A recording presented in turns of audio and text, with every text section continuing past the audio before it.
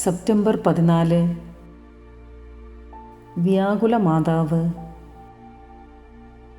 1728 stay in ബാച്ചിലെ ഇടവക പള്ളിയിൽ നിന്നും വിശുദ്ധ യോഹന്നാൻ്റെയും വ്യാകുല മാതാവിൻ്റെയും ക്രൂശിതനായ ക്രിസ്തുവിൻ്റെയും മരത്തിൽ തീർത്ത് പെയിൻറ് ചെയ്ത രൂപങ്ങൾ ലഭിച്ചു.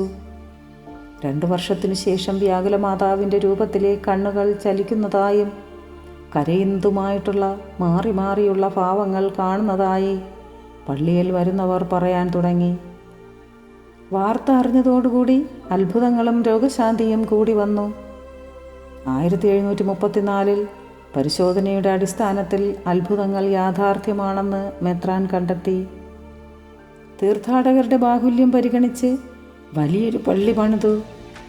1700 അവസാനത്തിൽ അത്ഭുതങ്ങൾ മൂലമുള്ള തിരക്ക് കാരണം 4 വലിയ തീർത്ഥാടന ദിനങ്ങൾ പ്രഖ്യാപിച്ചു. പെന്തക്കോസ്ത കഴിഞ്ഞുള്ള തിങ്കൾ, കുരിശിൻ്റെ തിരുനാൾ മെയ് 3, സെപ്റ്റംബർ 14, ഒക്ടോബറിലെ അവസാന ശനിയാഴ്ച എന്നീ ദിവസങ്ങൾ തീർത്ഥാടന ദിനങ്ങളായി കൊണ്ടാടുന്നു. Ave Maria.